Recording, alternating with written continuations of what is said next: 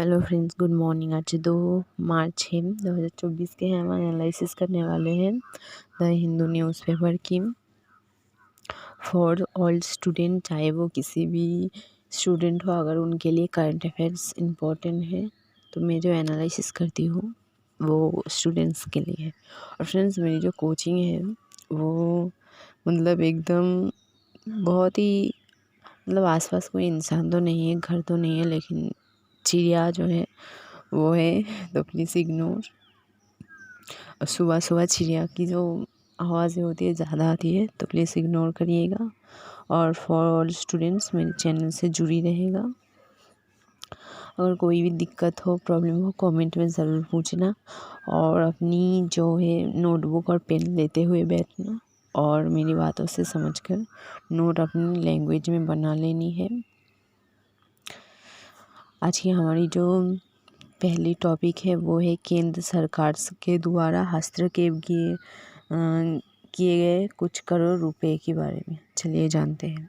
केंद्र ने 39.124 करोड़ की हथियार और गोला बारूद के लिए खरीद के लिए 5 अनुबंधों पर हस्तक्षेप किया।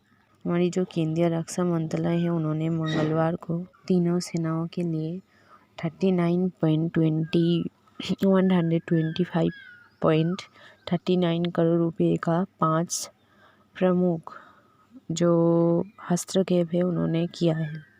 अगर क्वेश्चन आए तो कितनी रुपए का हस्तक्षेप किया था इन्होंने, तो 39.125.39 करोड़ का। जो 5 विषय के लिए उन्होंने इतना करोड़ रुपए खत्म दिए हैं या हस्तक्षेप किया है, उनमें से जो एक कारण है वो 29 विमान के लिए 29 विमान की जो इंजन है उनकी खरीद के लिए। दूसरा जो कारण था वो था लार्सन एंड टुब्रो के लिए और क्लोज इन वेपर सिस्टम और हाई पावर जो राडार होती है उनकी खरीद के लिए और ब्रह्मोस्त्र के लिए, साथ ही साथ ब्रह्मोस्त्र मिसाइल और जहाज के लिए, और साथ ही साथ ब्रह्मोस्त्र की या मिसाइल चलाने के जो प्रणाली है उनकी खरीदने के लिए जो हमारी मंत्रालय ने इतने रुपए हस्तक्षेप या खर्च की थी। फ्रेंड्स, ये ज़रूर नोट कर लेना कि किस किस कारण से, 5 कारण से हमारी जो सरकार है वो 39.125.39 करोड़ का रुपए का जो है 5 प्रमुख पूंजी के वजह से या 5 वजह से उन्होंने इतना रुपए का हस्तक्षेप किया। तो कि क्या क्या है मैंने आपको बता दिया। अगर फिर भी दिक्कत हो रही है तो नोट दिया हुआ है, आप उनसे मदद ले सकते हो। मंत्रालय ने एक बयान में कहा है कि ये जो सौदा है ये स्वदेशी क्षमताओं को और भी मजबूत करेगी, विदेशी जो मुद्रा है उनको बचाएगी एंड भविष्य में विदेशी मूल उपकरण निर्माता पर निर्भर काम करेगी। ये इतना रुपए का जो आदान प्रदान है, ये अगर क्वेश्चन आएगी किनके कहने पर हुआ है तो होगा साउथ ब्लैक में जो केंद्रीय रक्षा मंत्री है राजनाथ सिंह की मंजूरी में ये अनुबंधों का आदान प्रदान किया गया था। फ्रेंड्स, ये ज़रूर नोट कर लेना। साउथ ब्लैक में केंद्रीय रक्षा मंत्री राजनाथ सिंह के मंजूरी या मौजूदगी में ये जो अनुबंध है उनकी आदान प्रदान की गई थी। 29 विमान के लिए RD-33 एरो इंजन के लिए अनुबंधन पर HALL के साथ 5.249.72 करोड़ की लागत पर हस्तक्षेप किए गए थे और इनका निर्माण HAL के कोरापुट डिवीजन द्वारा रूसी IM से प्रौद्योगिकी हस्तांतरण लाइसेंस के तहत निर्माण की जाएगी। कार्यक्रम जो उच्च मंत्रालय वाले हैं महत्व के जो वायुसेना है IAF जो Mi-29 UPG के तहत 3 सबमरीन संचालित करते हैं, जिन्हें अपग्रेड किया गया है। उम्मीद है कि ये एरो इंजन शोभ सेवा जीवन के लिए MiG-29 बड़े की परिचालन क्षमता को बढ़ाए रखने के लिए भारतीय वायुसेना की जो अवस्था है उनको पूरा करेगा। एल एंट्री के साथ 2 अनुबंधों में से CIWS का अनुबंध 4,668.82 करोड़ का है, जबकि HPR सौदा 5,700.13 करोड़ का लागत पर है। ये जो योजना है उनसे जो रोजगार या 5 वर्षों में प्रति वर्ष औसत लगभग 1000 लोगों का होगा। जो 5 कारण के लिए हस्तक्षेप दी गई है, इनका जो मतलब विषय है ये साफ तौर पर एक न्यूज़ के नीचे भी दिया हुआ है। चलिए जानते हैं। BAPL के साथ 2 अनुबंधन पर हस्तक्षेप किए गए। एक 18.65 करोड़ की मिसाइलों की खरीद की गई है और 1988.0.7 करोड़ में जहाज जनित ब्रह्मोस प्रणाली की खरीद के लिए थे। ये 2 थे। 3 थे इन मिसाइलों की उपयोग या नौसेना से लड़ाकू संगठन और प्रशिक्षण अवस्थाओं को पूरा करने के लिए था। ये तीसरा था। 14 था इस परियोजना से संयुक्त उत्तरम हाकाई में 9 लाख मानव दिवस का रोजगार उत्पन्न होने की संभावना है। तो ये 14 थी। 5वां थी रक्षा मंत्रालय ने कहा सहायक युद्धोगी शहीद में लगभग 135 लाख मानव दिवस की जाएगी। मतलब ये जो ऊपर कहा गया था वो एक्चुअली में वो समझने में ज़्यादा सुविधा हुई थी। फिर भी न्यूज़ के अंत में जो ये 5 विषय खास तौर पर दी गई थी, इसलिए फ्रेंड्स मैंने आप सबको बता दिया। चलिए अगली न्यूज़ पर चलते हैं। ये जो हमारी न्यूज़ है वो बेहतरीन GPD आंकड़ों से रिलेटेड है जो कि 2% तक चढ़े। चलिए जानते हैं। तीसरी तिमाही Q3 के सकल घरेलू उत्पाद GDP के उम्मीद से बेहतर वृद्धि आंकड़ों के कारण प्रमुख जो है बेंचमार्क है स्टार्क सूचकांक लगभग 2% से अधिक बढ़ गए हैं। राष्ट्रीय जो सांख्यिकी कार्यालय है NSO के गुरुवार को भारत की जो वित्त वर्ष 2014 के विकास के अनुमान जनवरी में जो अनुमानित थी 7.3% से बढ़ाकर 7.6% कर दिया था। धातु और बैंकिंग शहरों में बढ़त से SHD, HHP, BSI सक्सेस। धातु और बैंकिंग शहरों में जो बढ़कर HSD है BH सक्सेस 1.72% या 1000.245.0.5 तक बढ़कर जो है 34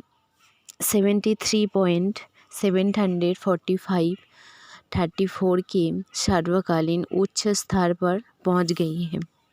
आज की जो न्यूज़ है वो इकोनॉमी से रिलेटेड है जो कि बहुत ही ज़्यादा इम्पोर्टेंट है हर एक स्टूडेंट के लिए, खास करके UPSC। आतिशी कहती है कि केंद्र की आबादी के बावजूद भी दिल्ली की जो अर्थव्यवस्था है वो मजबूत गति से बढ़ रही है। वित्त मंत्री का कहना है कि AAP सरकार दिल्ली वासियों की जीवन को बेहतर बनाना बंद नहीं करेगी। आर्थिक सर्वेक्षण भाजपा में भी उपराज्यपाल को निशाना बनाया। दुर्भाग्यपूर्ण भाजपा दिल्ली का बजट 4 मार्च को पेश किया जाएगा। मतलब दिल्ली का जो बजट है वो 4 मार्च को पेश किया जाएगा। नई दिल्ली विधानसभा में 2023 से 24 के लिए आर्थिक सर्वेक्षण पेश करते हुए वित्त मंत्री आतिशी ने शुक्रवार को कहा है कि केंद्र सरकार उपराष्ट्रपाल बी के द्वारा पैदा की गई वादाओं के बावजूद दिल्ली की अर्थव्यवस्था पिछले साल मजबूत गति से बढ़ी है। शेख सेना ने आम आदमी पार्टी सरकार के कामकाज पर चर्चा की। सर्वेक्षण से पता चलता है कि स्थिर कीमतों पर दिल्ली की प्रति व्यक्ति आय, जो 2023 से 24 के दौरान मुद्रास्फीति प्रभावी को समायोजित करती है, 22.73.687 तक पहुंचने का अनुमान है, जो 2022 से 23 में पिछले वर्ष 2.58,941 की तुलना में 5.69% की वृद्धि दर्ज करती है और इससे अधिक है। 2021 से 22 में 2.44.024। अंतरिम अनुमान के अनुसार 2023 से 24 के दौरान स्थिर मूल्यों पर दिल्ली का सकल घरेलू उपभोग GSDP 6.72.247 करोड़ होने का संभावना है, जो 2022 से 23 की तुलना में 7.39 की वृद्धि दर्शाता है। सर्वेक्षण के अनुसार दिल्ली की GSDP 2020 से 21 में 8.96% घट गई थी, जो कि महामारी के तहत पहला पूर्ण वर्ष थी, लेकिन 2021 से 22 में 8.76% और 2022 से 23 में 7.85% तक बढ़ गई है। उपराष्ट्रपति ने कई मौक़ों पर मुख्यमंत्री अरविंद केजरीवाल को पत्र लिखकर कहा है कि ये सरकार कुशलता और काम नहीं कर रही है। हालांकि आर्थिक सर्वेक्षण शुल्क डेटा झूठ नहीं बोलता है। ये दर्शाता है कि दिल्ली की अर्थव्यवस्था बाधाओं के बावजूद गति बढ़ रही है और सरकार दिल्ली वासियों की जीवन को बेहतर बनाना बंद नहीं करेगी। सुश्री आतिशी ने सर्वेक्षण पेश करते हुए कहा कि हम हमें कुशलता को काम करने से रोकने की कोशिश के आगे नहीं झुकेंगे। उन्होंने कहा है कि इस साल बजट एक पखवाड़े की देरी से 4 मार्च में पेश किया जाएगा। जो सुश्री आतिशी है, उन्होंने ये भी कहा है, अन्य सेवाओं के अलावा मुफ्त बिजली, पानी, महिलाओं के लिए मुफ्त बस यात्रा और वरिष्ठ नागरिक के लिए तीर्थ यात्रा योजना की पेशकश के बावजूद दिल्ली देश एकमात्र राज्य है जो अधिशोभ राज्य है। उन्होंने कहा है कि 2021 से 22 में दिल्ली में 3.270 करोड़ का राज्य अधिशोभ दर्ज किया, जो 2022 से 23 में बढ़कर 14.457 करोड़ हो गई है। दिल्ली के जो कर संग्रह है वो 2022 से 23 के दौरान 18% की वृद्धि दर्ज की गई है। उन्होंने कहा है कि जनवरी-दिसंबर में 2023 के दौरान दिल्ली में मुद्रास्फीति 2.81% तक थी, जबकि राज्य मुद्रास्फीति 5.65% थी।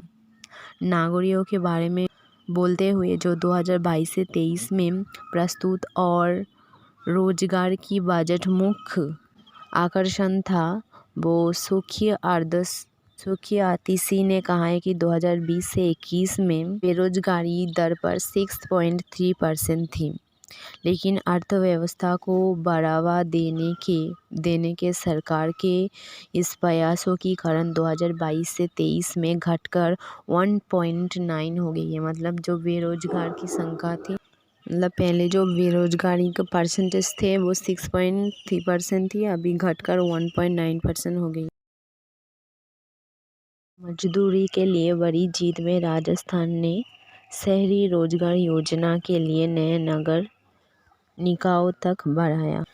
राजस्थान में सरकार 42 नवनिर्मित नगर प्रदर्शनों का शहरी रोजगार गारंटी योजना शुरू करने पर सहमत हो गई है। जो मतलब राजस्थान में इनके लिए जो है सप्ताह आंदोलन चला, उसके बाद ये फैसला, और ये लगभग 27 जिलों में आए। कि जो नागरिकों पर हमले से भारत गहरा झटका। गुरुवार को जो गाजा और इसराइल की युद्ध चल रही थी, उसमें इसराइल की गोलीबारी में गोलीबारी और बमबारी में 100 से अधिक फिलिस्तीनियों मारे जाने पर भारत जो है अभी बहुत ही चिंतित है। गाजा की जो 100 से ज़्यादा फिलिस्तीनी जो है मर गए हैं उनकी गोलीबारी और बमबारों से। भारत ने अब तक सतर्क रूप बनाए रखा हुआ संकट के लिए 2 राज्य समाधान या आहन के लिए और संघर्ष की शुरुआत से ही अंत तक का विरोध व्यक्त किया है।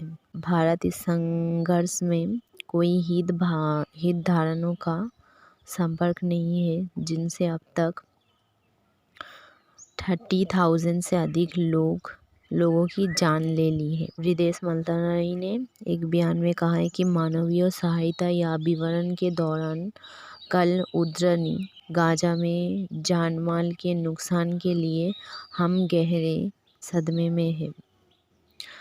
मतलब गाजा में जो इंसान या माल या दोब्रो या अर्थव्यवस्था है, सब नुकसान के लिए भारत भी बहुत ही चिंतित है या गंभीर है। भारत में जो कैदियों की मौत की सज़ा है या मौत की शंका है वो दिन ब दिन बढ़ रहा है, और ये जो है रोकने की नाम नहीं ले रही है। दिन ब दिन कैदियों की मरने की शंका जो है बढ़ रहा है। भारत की सर्वोच्च न्यायालय द्वारा शुरू की गई मौत की सज़ा संबंधी सुधार लागू होने के लिए की गई थी। मतलब ये जो फांसी की सज़ा देने वाली नियम है, इनको दी गई थी ताकि इंसान सुधर जाए, राइट। लेकिन इनकी जो कारण थी वो विफल हो रही है। 2023 की अंत में 561 कैदियों की मौत की सज़ा मिलने के साथ भारत में मौत की सज़ा पाए कैदियों की संख्या लगातार बढ़ रही है, जो कि अभी 2004 के बाद से ये अब तक की सबसे अधिक संख्या तक पहुंच गई है। ये अभूतपूर्व प्रवृत्ति में भारत की जो सर्वोच्च न्यायालय है, मौत की सज़ा पाने वाले लगभग 55% कैदियों में बरी कर दिया है।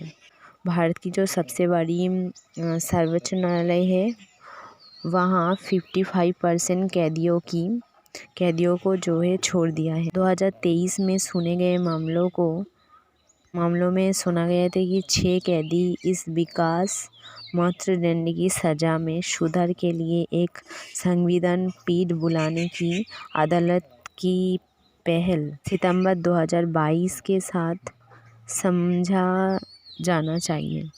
मतलब कहा जा रही है कि मृत्युदंड देने पर भी कोई सुधार नहीं आ रही है। एक का कहना, मृत्यु जो दंड है उनको देने से कुछ नहीं होगा, उनका जो नियम है वो चेंज करने पड़ेगा या दूसरा करना पड़ेगा, जो कि अदालत को कहा जा रही है। क्योंकि इस फांसी की सज़ा के लिए हमारी भारत की जो सबसे बड़ी न्यायालय है, उनमें 55% कैदियों को रिहा कर दिया है। मृत्युदंड पर प्रोजेक्ट 39 के लिए 2023 की वार्षिक आंकड़ों के डेटा से पता चलता है कि मनोज वर्मा मध्य प्रदेश राष्ट्र में मई 2022 में अपनी निर्दोषों को माध्यम से सज़ा में सुधार करने के लिए न्यायालय की प्रयास लगातार दूसरे वर्ष ट्रायल या कोर्ट तक पहुंचने में विफल रहे हैं, जो कि 2023 में ट्रायल कोर्ट ने 86.96% मौत की सज़ा आरोपियों को संबंधित जानकारी की अभाव में दी, जो कि मनोज में अनिवार्य थी। इसके अतिरिक्त उच्च न्यायालय में 2023 में मौत की सज़ा की पुष्टि करने के लिए अपनी अनिच्छा जारी की, जबकि सुप्रीम कोर्ट ने अपने दायरा तक के लिए की गई मामलों से किसी भी स्थिति में मौत की सज़ा की पुष्टि नहीं की। उच्च न्यायालय में केवल एक मौत की सज़ा की पुष्टि की गई है। ये डेथ पेनल्टी इंडिया रिपोर्ट 2016 से निष्कर्षों की अनुसरण करता है कि अंततः ट्रायल द्वारा दी गई मौत की सज़ा का 4.9% है। 2000 से 2015 के बीच अपीली स्तर पर न्यायालयों की पुष्टि की गई। पिछले कुछ सालों में न्यायालय की समक्ष मृत्युदंड की अधिकांश मामलों में न्यायालय निर्दिष्ट स्थितियों को बरकरार रखा है। 2023 की विशेष रूप से उल्लेखित बनाने वाली बात यह है कि इस वर्ष के न्यायालय में मृत्युदंड के फैसला में बरी होने वाली का प्रभुत्व रहा है।